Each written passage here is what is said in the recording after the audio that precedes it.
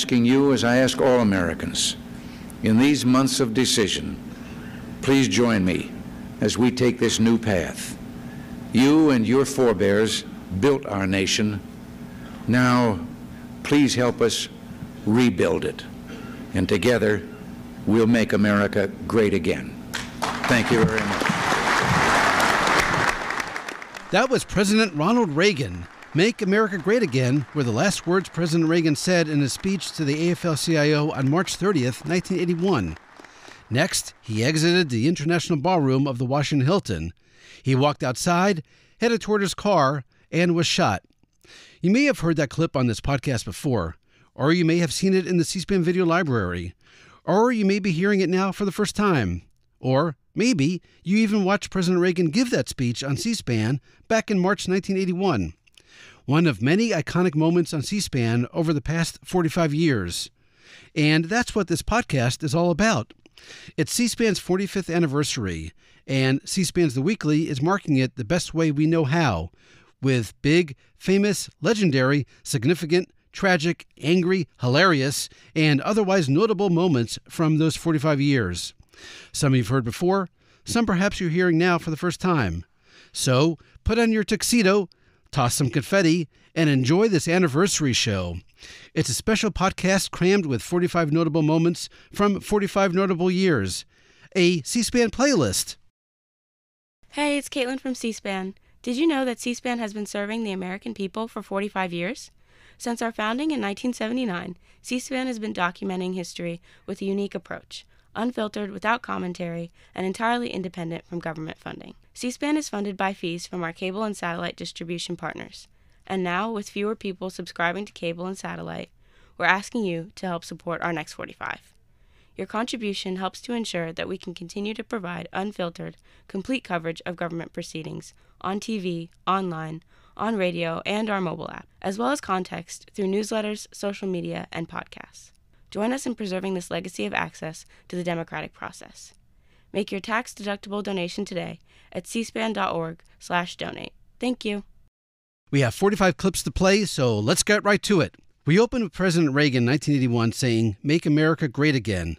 So to begin our 45 notable moments from C-SPAN's 45 years, let's start with the president who made that phrase famous, Donald Trump. Here's President Trump's inauguration speech, January 20th, 2017. Americans want great schools for their children, safe neighborhoods for their families, and good jobs for themselves. These are just and reasonable demands of righteous people and a righteous public. But for too many of our citizens, a different reality exists. Mothers and children trapped in poverty in our inner cities, rusted out factories scattered like tombstones across the landscape of our nation, an education system flush with cash, but which leaves our young and beautiful students deprived of all knowledge. And the crime, and the gangs, and the drugs that have stolen too many lives and robbed our country of so much unrealized potential. This American carnage stops right here and stops right now. President George H.W. Bush speaking to White House staff, November 1992, after he lost re-election to Bill Clinton. I can think of nothing other to say than let's finish this job with style. Let's get the job done. Cooperate fully with the new administration. The government goes on as well it should, and we will support the new president and give him every chance to lead this country into greater heights. And so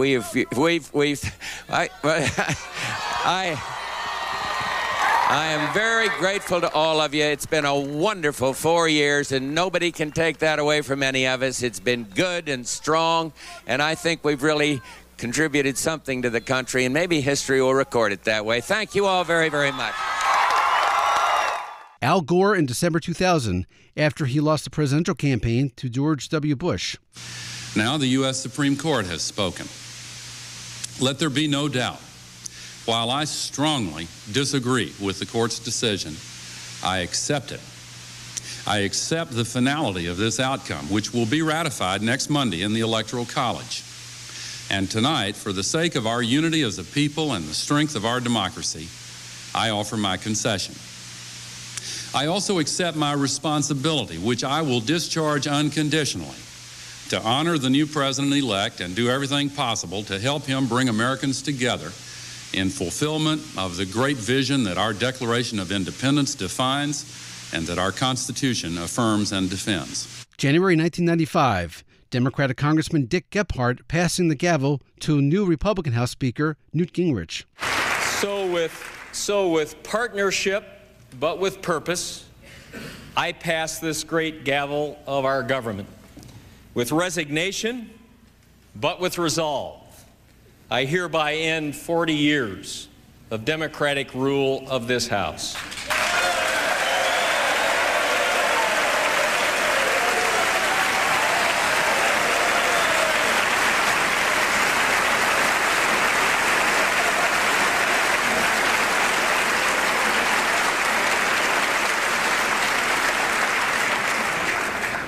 With faith and with friendship and the deepest respect, you are now my Speaker, and let the great debate begin.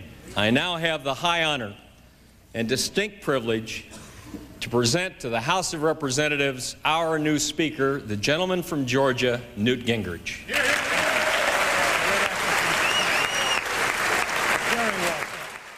The October 1984 vice presidential debate. Vice President George H.W. Bush and Democratic Congresswoman Geraldine Ferraro. I think I just heard Mrs. Ferraro say that she would do away with all covert action. And if so, that has very serious ramifications, as the intelligence community knows. This is serious business. And sometimes it's quiet support for a friend. And so I'll leave that one there. But let me help you with the difference, Ms. Ferraro, between Iran and the embassy in Lebanon. Iran, we were held by a foreign government. In Lebanon, you had a wanton terrorist action where the government opposed it.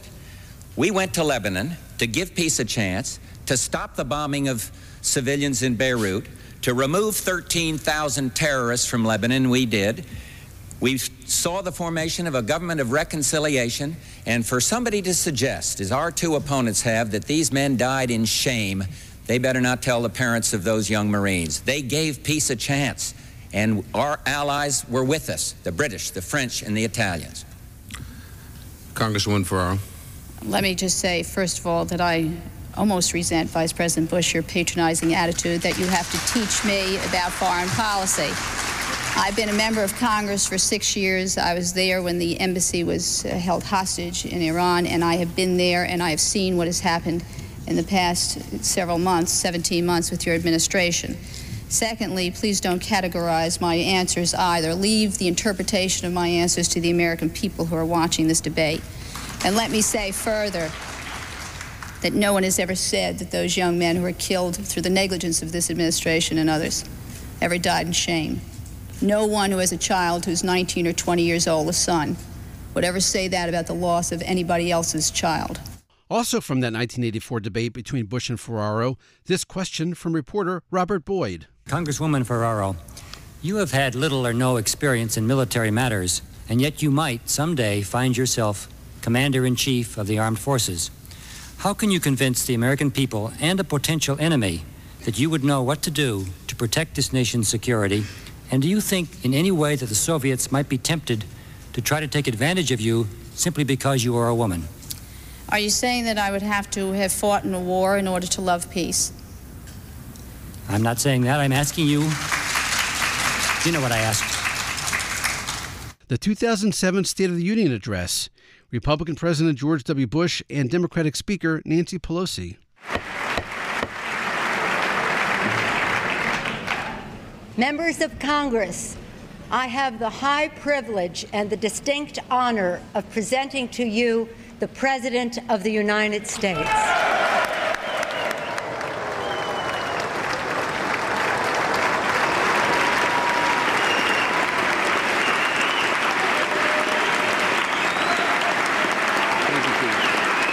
Go ahead.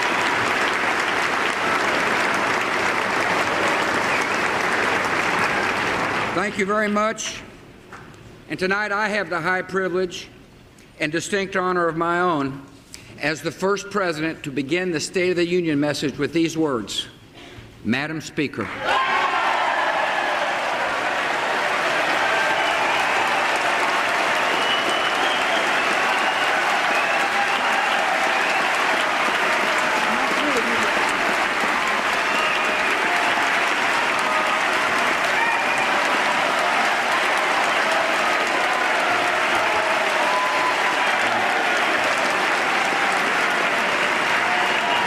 In his day, the late Congressman Thomas D'Alessandro Jr. from Baltimore, Maryland, saw Presidents Roosevelt and Truman at this rostrum.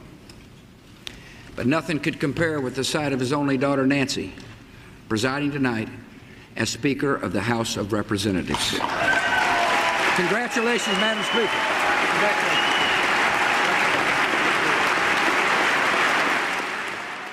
The 2012 presidential debate focusing on foreign policy, Republican Mitt Romney versus Democratic President Barack Obama. We want to make sure that we're seeing progress throughout the Middle East, with Mali now having North Mali taken over by al-Qaeda, with Syria having Assad continuing to assassinate, or to kill, to murder his own people. This is a region in tumult, and of course Iran on the path to a nuclear weapon. We've got real problems in the region. But let's give the president a chance. Governor Romney, I'm glad that you recognize that al-Qaeda is a threat, because a few months ago, when you were asked what's the biggest geopolitical threat facing America, you said Russia. Not al-Qaeda, you said Russia.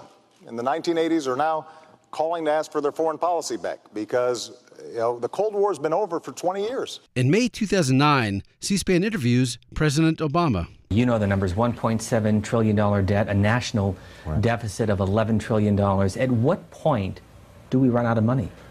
Well, we're out of money now. May 1984, Democratic House Speaker Tip O'Neill and Republicans Newt Gingrich and Trent Lott spar on the House floor. You talk about Angola. You don't talk about Angola. Okay. How during the Eisenhower administration, we were for the very, very people that later on the Nixon people were opposed to. Change in strategy. You don't say anything about things of that nature. Very interesting. My personal opinion is this: you deliberately stood in that well before an emptied house and challenged these people, and you challenged their Americanism. And it's the lowest thing that I've ever seen in my 32 years in Congress. Mr. Speaker, if I may reclaim my time, let me say, first of all, Mr. Speaker, I move that we take the Speaker's words down. Republican Senator Larry Craig and Democratic Senator Dianne Feinstein during a November 1993 debate on guns. So the gentlelady from California needs to become a little more familiar with firearms and their deadly characteristics. And I say that because it is a personal privilege for a moment, please. Yes, certainly. I am quite familiar with firearms. I became mayor as a product of assassination. I'm aware of that. I found my assassinated colleague and put a finger through a bullet hole, trying to get... I proposed gun control legislation in San Francisco. I went through a recall on the basis of it. I was trained in the shooting of a firearm when I had terrorist attacks with a bomb at my house, when my husband was dying, when I had windows shot out. Senator, I know something about what firearms can do. July 1987, and the U.S. Senate is debating President Reagan's nominee to the Supreme Court. Here's Democratic Senator from Massachusetts, Ted Kennedy. Mr. President, I oppose the nomination of Robert Bork to the Supreme Court, and I urge the Senate to reject it. In the Watergate scandal of 1973, two distinguished Republicans, Attorney General Elliot Richardson and Deputy Attorney General William Ruckelshaus, put integrity and the Constitution ahead of loyalty to a corrupt president. They refused to do Richard Nixon's dirty work, and they refused to obey his order to fire Special Prosecutor Archibald Cox. The deed devolved on Solicitor General Robert Bork, who executed the unconscionable assignment that has become one of the darkest chapters for the rule of law in American history. That act, later ruled illegal by a federal court, is sufficient by itself to disqualify Mr. Bork from this new position to which he has been nominated. The man who fired Archibald Cox does not deserve to sit on the Supreme Court of the United States. Mr. Bork should also be rejected by the Senate because he stands for an extremist view of the Constitution and the role of the Supreme Court that would have placed him outside the mainstream of American constitutional jurisprudence in the 1960s, let alone the 1980s. He opposed the Public Accommodation Civil Rights Act of 1964. He opposed the one-man, one-vote decision of the Supreme Court the same year. He has said that the First Amendment applies only to political speech, not literature or works of art or scientific expression. Under the twin pressures of academic rejection and the prospect of Senate rejection, Mr. Bork subsequently retracted the most Neanderthal of these views on civil rights and the First Amendment. But his mindset is no less ominous today. Robert Bork's America is a land in which women would be forced into back alley abortions, blacks would sit at segregated lunch counters, rogue police could break down citizens' doors in midnight raids, and school children could not be taught about evolution. Writers and artists would be censored at the whim of government. And the doors of the federal courts would be shut on the fingers of millions of citizens for whom the judiciary is and is often the only protector of the individual rights that are the heart of our democracy. America is a better and freer nation than Robert Bork thinks. Yet in the current delicate balance of the Supreme Court, his rigid ideology will tip the scales of justice against the kind of country America is and ought to be. The July 1993 confirmation hearing for President Clinton's nominee to the Supreme Court, Ruth Bader Ginsburg. You are well aware that I come to this proceeding to be judged as a judge, not as an advocate. Because I am and hope to continue to be a judge, it would be wrong for me to say or to preview in this legislative chamber how I would cast my vote on questions the Supreme Court may be called upon to decide. Were I to rehearse here what I would say and how I would reason on such questions, I would act injudiciously. Judges in our system are bound to decide concrete cases, not abstract issues. Each case comes to court based on particular facts, and its decision should turn on those facts and the governing law stated and explained in light of the particular arguments the parties or their representatives present. A judge sworn to decide impartially can offer no forecasts, no hints, for that would show not only disregard for the specifics of the particular case, it would display disdain for the entire judicial process.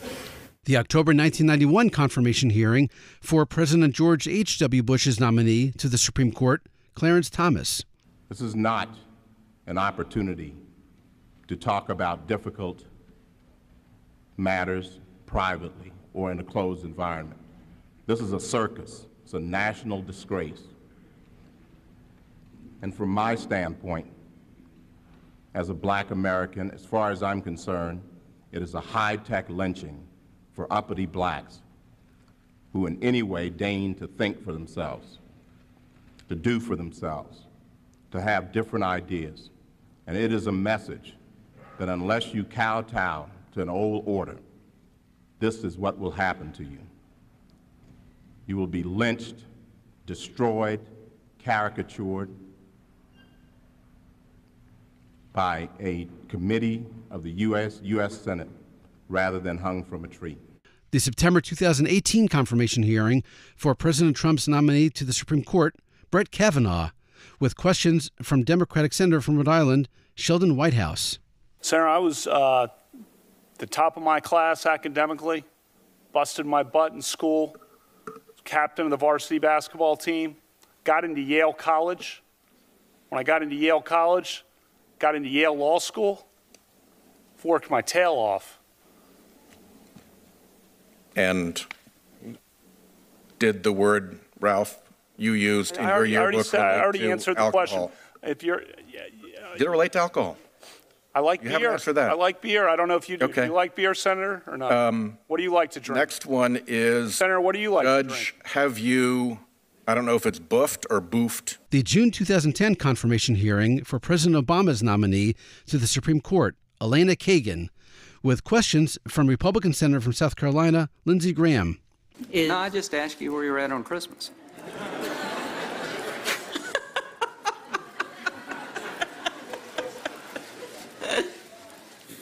You know, like all Jews, I was probably at a Chinese restaurant. Great answer. Great answer. A March 1984 Democratic presidential candidates debate. Walter Mondale responds to Gary Hart. Let some of the others. What's new about coming out for entrepreneurs? You know, when I hear your new ideas, I'm reminded of that ad. Where's the beef? Yeah. The 2000 Democratic National Convention. Accepting the party's nomination for vice president, here's Connecticut Senator Joe Lieberman. Is America a great country or what? Yes, it is. God bless America, land that we love.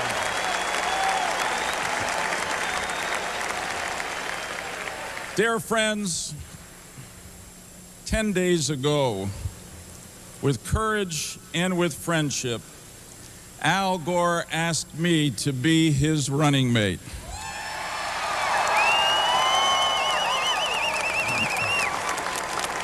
And I don't have to tell you that this has been a most extraordinary week for my family and me. There's an old saying that behind every successful man, there's a surprised mother-in-law.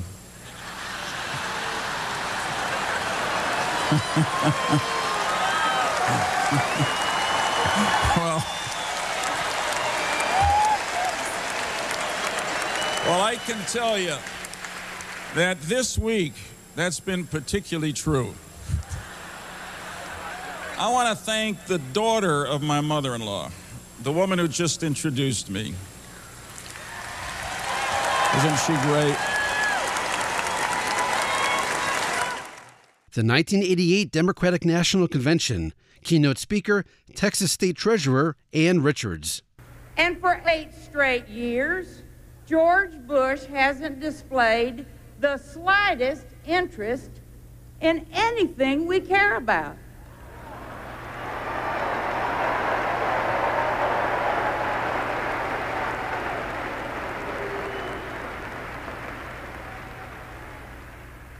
And now that he's after a job that he can't get appointed to,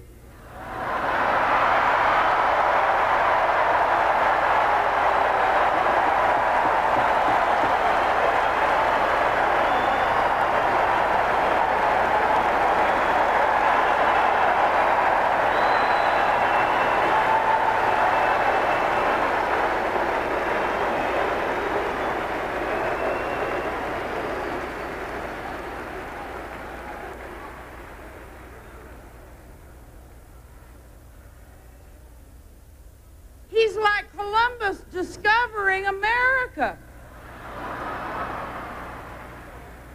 He's found childcare. He's found education. Poor George.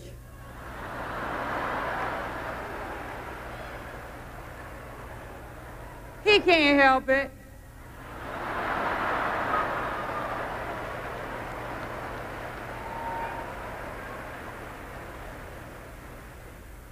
He was born with a silver foot in his mouth.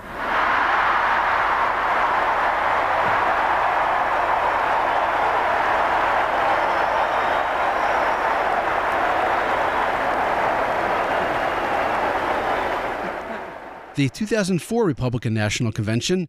Principal Speaker Arnold Schwarzenegger.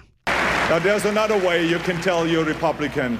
Your faith in free enterprise, faith in the resourcefulness of the American people, and faith in the U.S. economy. And to those critics who are so pessimistic about our economy, I say, don't be economic girly man.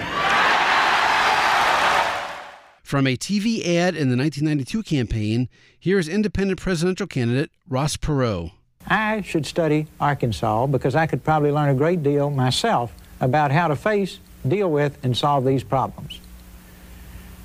Here is what I learned. It's fascinating. Now, before I start, I have to use my voodoo stick again, and it's not completely inappropriate because the first time as a boy I ever went to Arkansas, we went to the alligator farm. And this is a simulated alligator claw on a voodoo stick. So it reminds me of my first trip to Arkansas, where one of the things you could go see, this was before Disneyland, you could go see the alligators. Now, the great young lady, Ashley, that gave this to me just had a baby. She's fine, the baby's fine. Ashley, congratulations, and God bless you both. Comedian Dana Carvey, December 1992 at the White House, performing in front of President George H.W. Bush. First thing I notice is podiums for the other guy over there. Feel like Billy Barty up here. Kind of short down in this area down here. Would love to be up here, but I'm down here. This is very, very strange.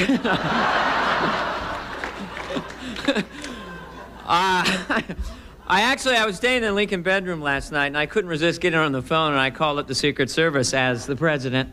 Feel like going jogging tonight. In the nude. My wife and I were looking out on the lawn around midnight. These guys were fully unclothed. Well, it's good to have... I've been studying him since yesterday, and I think I've actually... The way to do the president is to start out with Mr. Rogers. It's a beautiful day in the neighborhood. Then you add a little John Wayne. Here we go. Let's go over the ridge. You put them together. You got George Herbert Walker Bush. That's the thing there. Now,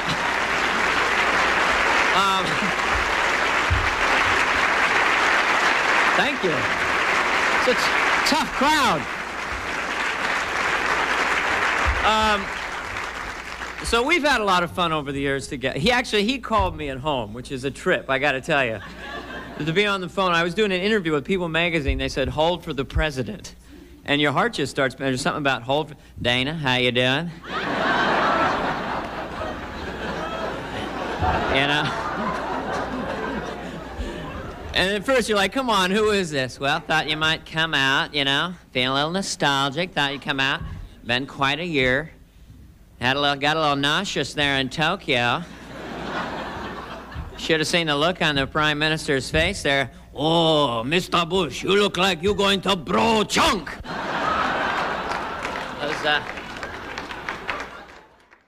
Comedian Chris Farley, April 1995, with House Republicans, and doing an impression of Speaker Newt Gingrich. It's been a long 3 months, and I know we're all a little tired, but there's still a lot of work to be done. And by my watch, we still have about 10 minutes left. So before the first days are officially up. So let's get to it. Now, let's show America how many bills a Republican Congress can pass in 10 minutes when we're not hampered by bizarre, weird Democrats. Okay, first up, H.R. 765, which would cut taxes for the middle class, lower the deficit, and at the same time, all in favor. I can't hear you. All right. Also, a motion that a tax cut bill doesn't have to go through Senate. All in favor? All right. All opposed? You know what? I don't care. You don't get to vote. All right, let's keep moving. We got 9 minutes left. H.R. 433, which would make Senator Mark Hatfield officially a Democrat. All in favor? All right. H.R. 963, motion that from now on all Democrats are officially weird. All in favor? All right. Okay, let's go. We're burning daylight. Okay, H.R. 832, to keep reporters away from my mother. What do you say? All right. How about even though we had nothing to do with it, we take credit for ending the baseball strike, huh? All right. done. Motion to move nation's capital to Atlanta, Georgia, huh? All right. Now we're cooking. All right, pipe down. Now look, we're cooking with gas now. How about second contract with America? I'm not telling you what it is. It's in this envelope. You decide. All in favor? Aye. There you go, huh? Addressing the National Press Club in May 1999, comedian George Carlin. In particular, it's fun to listen to Washington talk. Whenever the issue of term limits comes up, I always tell people the only term limits I'm interested in would be to limit some of the terms used by politicians. They speak, of course, with great caution because they must take care not to actually say anything. Proof of this, according to their own words, is that they don't actually say things, they indicate them. As I indicated yesterday, and as the president indicated to me, but sometimes they don't indicate, they suggest. Let me suggest that as I indicated yesterday, I haven't determined that yet. See, they don't decide, they determine. If it's a really serious matter, they make a judgment. I haven't made a judgment on that yet. When the hearings are concluded, I will make a judgment, or I might make an assessment. I'm not sure. I haven't determined that yet. But when I do, I will advise you. They don't tell, they advise. I advised him that I had made a judgment. Thus far, he hasn't responded. They don't answer, they respond. He hasn't responded to my initiative. An initiative is an idea that isn't going anywhere.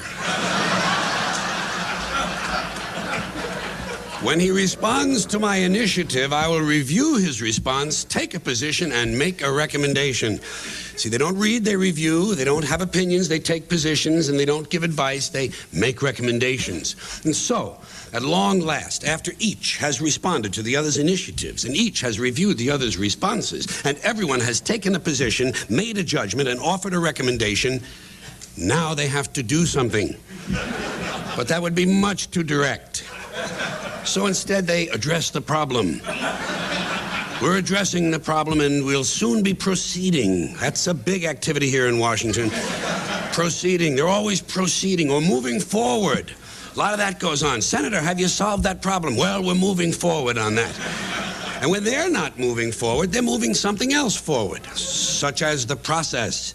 We have to move the process forward so we can implement the provisions of the initiative in order to meet these challenges. No one has problems anymore, challenges. That's why we need people who can make the tough decisions. Tough decisions like how much soft money can I expect to collect in exchange for my core values? Addressing the National Press Club in May 1995, comedian Bob Newhart. I'm intrigued by the Secretary General Boutros Ghali. I'm intrigued from the standpoint of the naming process that the parents went through when they found out that Mrs. Ghali was expecting, and you know what? Well, honey, we really ought to think of a first name, before the baby's here. Well, I've always liked Boutros. Boutros, yeah, that's a nice name. Oh, Boutros, Boutros Ghali, I like that. And we really ought to settle on a middle name. I always liked Boutros. Boutros. A surprise comedian at the 2005 White House Correspondents' Dinner, First Lady Laura Bush. George always says he's delighted to come to these press dinners. Baloney. He's usually in bed by now. I'm not kidding. I said to him the other day, George, if you really want to end tyranny in the world, you're going to have to stay up later.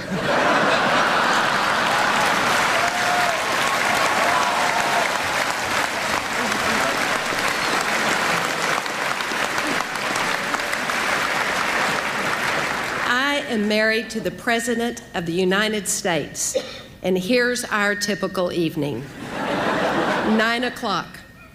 Mr. Excitement here is sound asleep. And I'm watching Desperate Housewives. British Prime Minister Tony Blair addressing Congress in July 2003. Mr. Speaker, sir, my thrill on receiving this award was only a little diminished on being told that the first Congressional Gold Medal was awarded to George Washington for what Congress called his wise and spirited conduct in getting rid of the British out of Boston.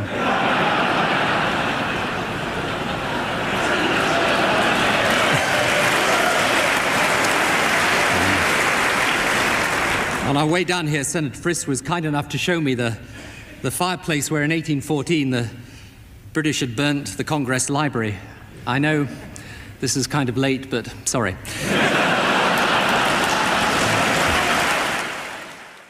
One of many, many times Ohio Democratic Congressman Jim Traficant used his catchphrase, "Beam me up." As a former athlete, I thought I saw it all. Great celebrations after grand slams and Hail Marys. But this time, it's gone too far. News reports say after a game-winning goal at a soccer match in Spain, a player celebrated by biting his teammate who scored on the genitals. Beam me up. Now, I've heard of high fives, back slaps, butt slaps, but ladies and gentlemen, this takes the family jewels. Appearing on C-SPAN's Washington Journal in July 2009, astronaut Buzz Aldrin. And I sure think we should identify what it is for America to make such gross expenditures again for human habitation on the moon. We can help. We can join with. Together, we can explore the moon and develop the moon. We should go boldly where man has not gone before. Fly by the comets, visit asteroids, visit the moon of Mars. There's a monolith there, a very unusual structure on this little potato-shaped object that goes around Mars once in 7 hours. When people find out about that, they're going to say, who put that there? Who put that there? Well, the universe put it there. If you choose, God put it there. Appearing on C-SPAN's Washington Journal in April 1996, swashbuckling journalist Christopher Hitchens. Now, Mr. Hitchens, have you seen this? There's a picture of you in here. This is the Washington Times, and they have you here. Looks like it's at a party of some kind. I have no. You have no idea, do you? No, none. None. Isn't it interesting? We can surprise you with this. Insider Bash proves great investment. This is something that you put on. It's a book called Risky Business by Elizabeth Lucenhop. Oh, yeah. Very good book. And what do you're talking to, in this picture, Diana McClellan. Yes. Two Brits. Yes. Old enemy of mine. No, it's a very good book by a woman who was conned by Lloyd's of London into becoming a name, as they call it. You put your name down as a prestige matter, you become an underwriter. But you, alas, you also become liable. They don't tell you that bit. Here's Diana McClellan and Michael Barone. Who is Diana McClellan, by the way? You say an old enemy of yours? Yeah, Diana McClellan used to write a terrible gossip column called The Ear in the Washington Post, and then wrote it even worse in the Washington Times later on. An enemy of yours? And she wrote a book called Ear on Washington, to which I gave a bad review, and she chose actually this very evening to have her revenge on me in her introductory speech. 14 years she'd waited to revenge herself for a bad review I gave her. It just goes to show. I mean, the town remembers. Well, it's flattering to think that, someone's reading you, even if they only read you when it's about yourself. Can I just have a quick look at the picture? Certainly. You haven't seen it? You didn't know it was coming? It looks as if I look even more sordid than I do this morning. How long ago was this picture taken? Monday night, this was. In one of Washington's better joints. It's a bar specially consecrated to martinis and cigars. July 2019, House Chaplain Father Patrick Conroy gives the opening prayer with his hands raised and his eyes closed. We give you thanks, O God, for giving us another day. This has been a difficult and contentious week in which darker spirits seem to have been at play in the people's house. In your most holy name, I now cast out all spirits of darkness from this chamber, spirits not from you. I cast out the spirit of discouragement, which deadens the hope of those who are of good will. I cast out the spirit of petty divisiveness, which clouds the sense and the desire to be of fruitful productivity in addressing the issues more appropriately before this House. I cast out any sadness brought on by the frustration of dealing with matters detrimental to the honorable work each member has been called to engage in. February 2018 at the Library of Congress, Carla Hayden, Librarian of Congress, is with legendary entertainer Dolly Parton, who is making the 100 millionth book donation from the Imagination Library. It takes a whole bunch of people to make things happen, and really we owe the real thanks to the communities and all the people that participate, all the organizations that really get involved, and they're really the ones that are making my dreams come true. But it's just one of those things that everybody takes a lot of pride in, because if you're doing something with children, I mean, how can you not feel good about that? Look at them. Hi there. Hello. So anyway, it's a good feeling all around. It's a win-win, as they say. Well, as I said at the beginning, we are so honored that the 100th millionth book That's a lot of will books. be given to the Library of Congress for our youngest. So I we guess have an unveiling. Well, wait, I just want to say how honored I am before we pull that little thing off that you have taken this to heart and that you've taken this in, and that we will now have this book that I can actually have here forever for all the little children all over the world, certainly in the United States of America.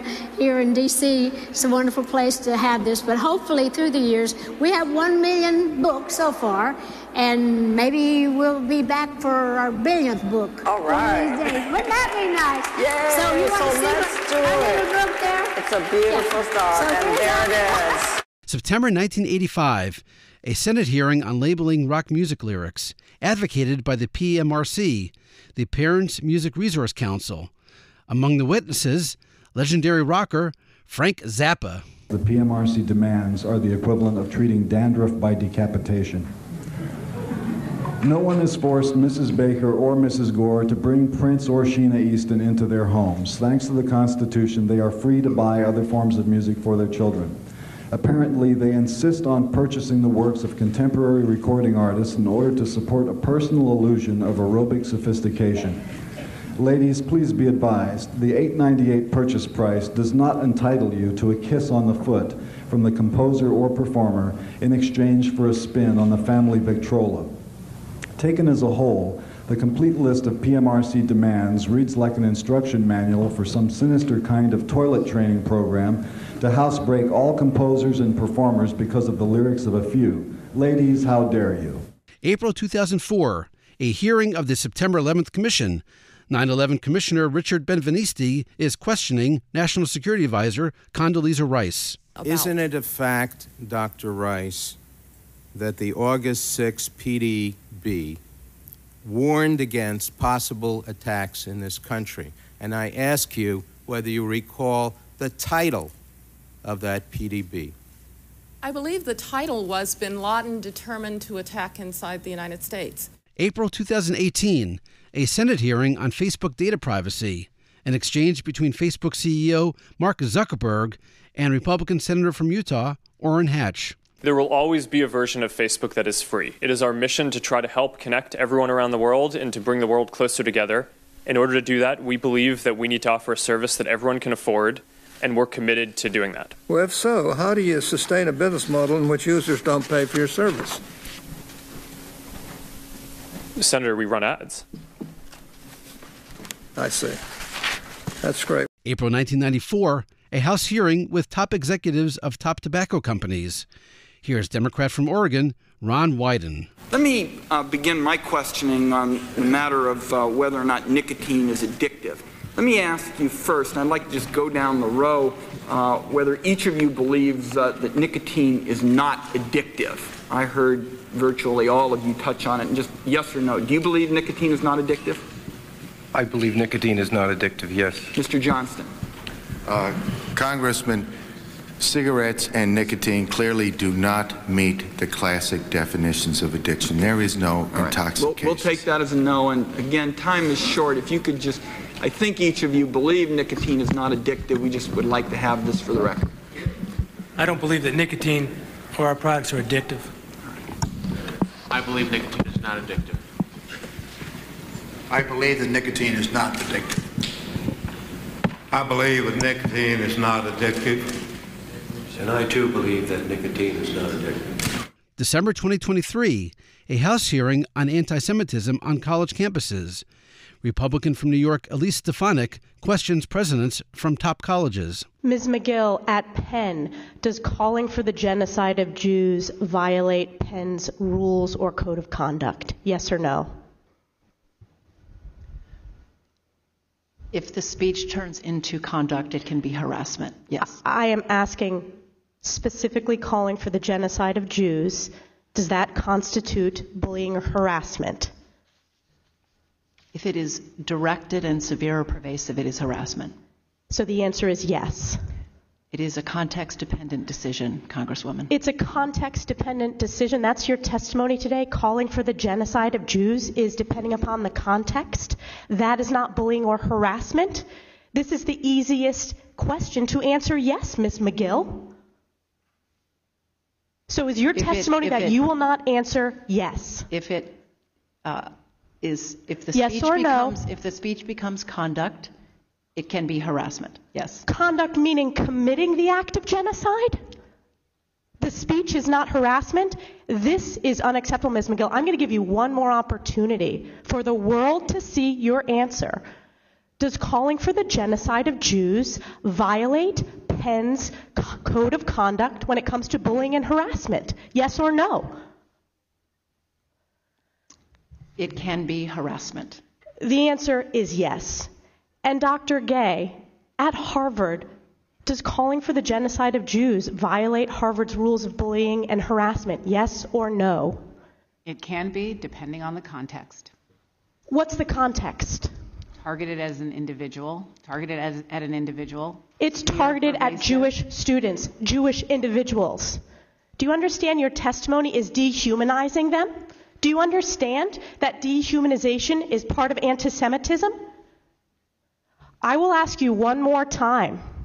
Does calling for the genocide of Jews violate Harvard's rules of bullying and harassment? Yes or no? Anti-Semitic rhetoric. And is it anti-Semitic rhetoric? Anti-Semitic rhetoric, when it crosses into conduct that amounts to bullying, harassment, intimidation, that is actionable conduct, and we do take action.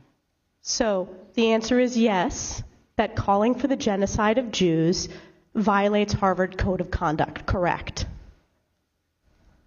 Again, it depends on the context. It does not depend on the context. The answer is yes, and this is why you should resign. These are unacceptable answers across the board.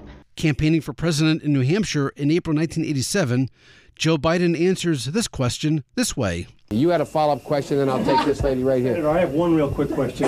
What law school did you attend, and where did you place in that class? And the other question is, could you quickly, I think I probably have a much higher IQ than you do, I suspect. I went to law school on a full academic scholarship, the only one in my class to have a full academic scholarship.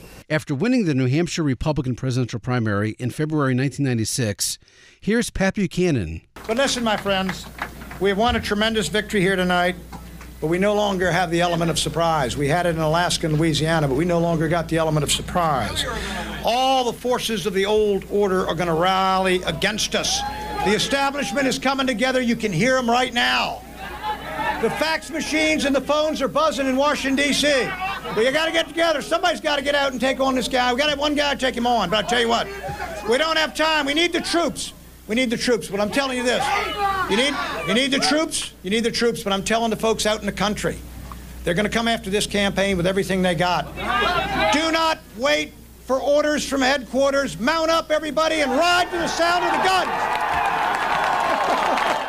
June 1996, Republican Majority Leader Bob Dole resigns from the Senate to focus on his presidential campaign. Therefore, as the campaign for the president begins in earnest, it is my obligation to the Senate and to the people of America to leave behind all the trappings of power, all comfort, and all security. So today I announce that I will forego the privileges, not only the office of the Majority Leader, but of the United States Senate itself, from which I resign effective on or before June 11th. And I will then stand before you without office or authority, a private citizen, a Kansan, an American, just a man.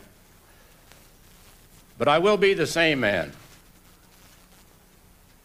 I was when I walked into the room, the same man I was yesterday and the day before, and a long time ago when I rose from my hospital bed and was permitted by the grace of God to walk again in the world. And I trust in the hard way. For little has come to me except in the hard way, which is good, because we have a hard task ahead of us. August 1996, the Democratic National Convention. Here's President Bill Clinton. Here's the main idea. I love and revere the rich and proud history of America. And I am determined to take our best traditions into the future. But with all respect, we do not need to build a bridge to the past. We need to build a bridge to the future, and that is what I commit to you to do. January 1981, President Ronald Reagan gives his inaugural address. We, as Americans, have the capacity now, as we've had in the past, to do whatever needs to be done to preserve this last and greatest bastion of freedom. In this present crisis, government is not the solution to our problem. Government is the problem.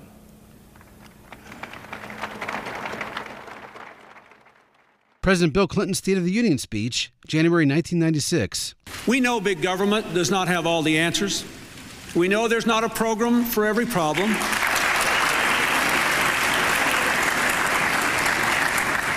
We know and we have worked to give the American people a smaller, less bureaucratic government in Washington. And we have to give the American people one that lives within its means.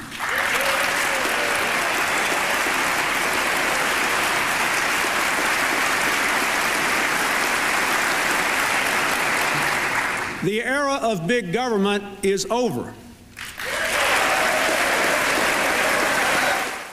May 1987, in New Hampshire, Democratic presidential candidate Gary Hart answers reporters' questions about an alleged extramarital affair. In your remarks yesterday, you raised the issue of morality and you raised the issue of truthfulness. Let me ask you what you mean when you talk about morality, and let me be very specific. I have a series of questions about it. Is it, when you said you did nothing immoral, did you mean that you had no sexual relationship with Donna Rice last weekend or any other time you were with her? That is correct. That's correct. Do you believe that adultery is immoral? Yes. Have you ever committed adultery? I do not have to answer that question. Well, it seems to me that the question of morality, because you get into some was raised, was introduced by you in this discussion. That's right. And I think it's incumbent upon us to know what your definition of morality is. Well, it includes adultery.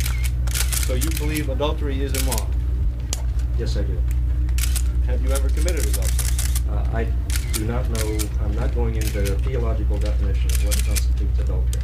Some people's minds, it's people being married and having relationships with other people. So, can I ask you whether or not you and your wife have an understanding about whether or not you can have relations with other, you can have sexual encounters? My inclination is to say no, you can't answer that question, but the answer is no, we don't have that kind of understanding. So we have an understanding of faithfulness, fidelity, and loyalty. That's our understanding. Senator. January 1990, at the Vista Hotel, Washington, D.C. Mayor Marion Barry is arrested on cocaine charges following an undercover FBI and police operation. Get me sit up. God damn, I should have. I should have come up here. Mr. Mayor, I'm going to ask you if you want to waive your rights and sign the form that you've understood your rights. I want to call my lawyer right now. I mean, goddamn, I got stuff up here with this goddamn set me up like this. Set me up, ain't that a bitch? Calm down. Well, I mean, she set me up. I mean, see, I'm not going to. Understand that. You can put his hands down. Yeah, no. Okay. Goddamn, I shouldn't have come up here. You're going to have to sit still for it. I am under that, but that pisses me off. Goddamn. Mr. Mayor, there is something I do want to tell you. We're going to have a couple of emergency medical technicians. Stay on here, Bob. I'm going to get that radio down. Do what? couple of emergency medical technicians come down and see you, and they're going to take a look at you because you've ingested the narcotic. And we know, did that to we know about your past cardiac history with narcotics. So we're just going to make sure. Did that to me. We're just going to make sure that you're physically sound and you're not suffering any kind of health problems. That's all. Pushing me. So if you'll just stand calm, and we'll just have them take a quick. You take your blood pressure, your vital signs. All right. That guy. Mr. Barrett, we'd like for you to listen to Regent Corps and have the medical people examine you so you're all right. That goddamn trick me to give me a January 1998, President Bill Clinton. But I want to say one thing to the American people. I want you to listen to me. I'm going to say this again. I did not have sexual relations with that woman, Miss Lewinsky. I never told anybody to lie, not a single time, never. March 1996, the Radio and Television Correspondents' Dinner. President Clinton is on stage. Here's the dinner entertainer, radio talk show host Don Imus. When Cal Ripken broke Lou Gehrig's consecutive game record, the president was at Camden Yards doing play-by-play on the radio with John Miller. Bobby Bonilla hit a double, and we all heard the president, in his obvious excitement, holler, "Go, baby!" And I remember commenting at the time, I bet that's not the first time he said that. Remember the AstroTurf and the pickup? President George W. Bush at Ground Zero in New York City shortly after the terror attacks of 9/11. I can hear you.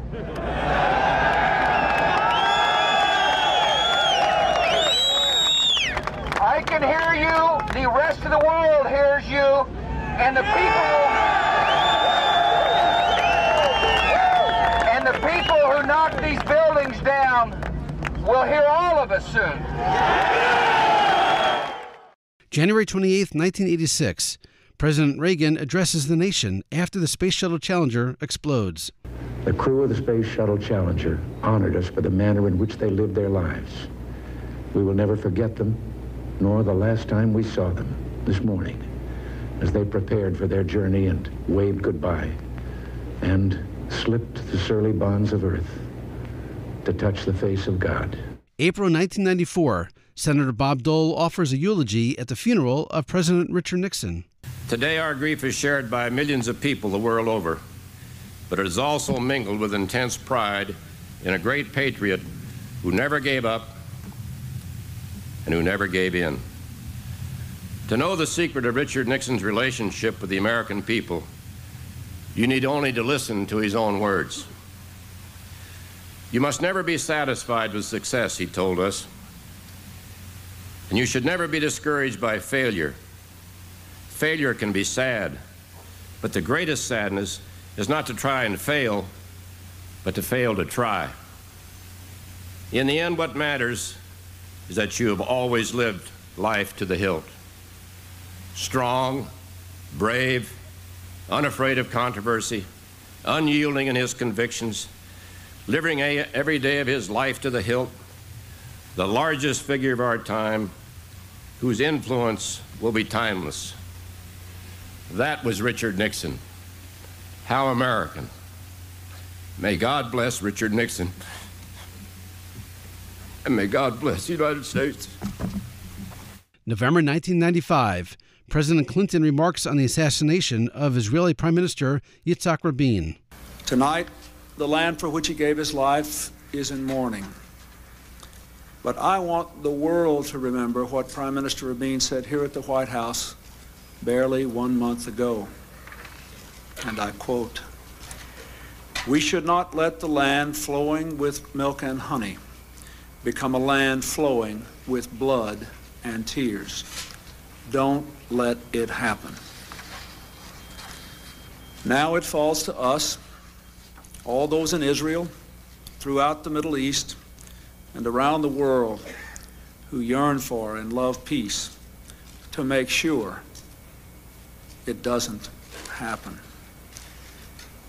Yitzhak Rabin was my partner and my friend. I admired him, and I loved him very much. Because words cannot express my true feelings, let me just say, shalom, haver. Goodbye, friend. And now, a bonus clip. It may not be one of the most notable moments ever seen or heard on C-SPAN, but here's the funniest joke we've ever heard about C-SPAN. And it was told on C-SPAN. Headlining the 1995 White House Correspondents' Dinner, here's Conan O'Brien. Finally, I have an announcement for those of you watching tonight's event live on C-SPAN. For God's sake, it's Saturday night. Go outside. Meet a woman. Come on. There are things you can do. That's it for this episode of C-SPAN's The Weekly. Thanks for listening to this podcast for the past several years. Thanks for listening to and watching C-SPAN for the past 45 years. And thanks for searching the C-SPAN video library every day to experience it all again and to find your own 45 notable moments. We'll be back next week for another regular episode, and still straight from the glass-enclosed nerve center of C-SPAN Radio in legendary Washington, D.C. For now, from July 1996 to play us out, it's the musical stylings of Trent Lott, Larry Craig, Jim Jeffords, and John Ashcroft. Please welcome to the podcast, the Singing Senators, asking the musical question, Elvira. Elvira. Here we go now. Giddy up, oh, papa, bow, bow. Giddy up, oh.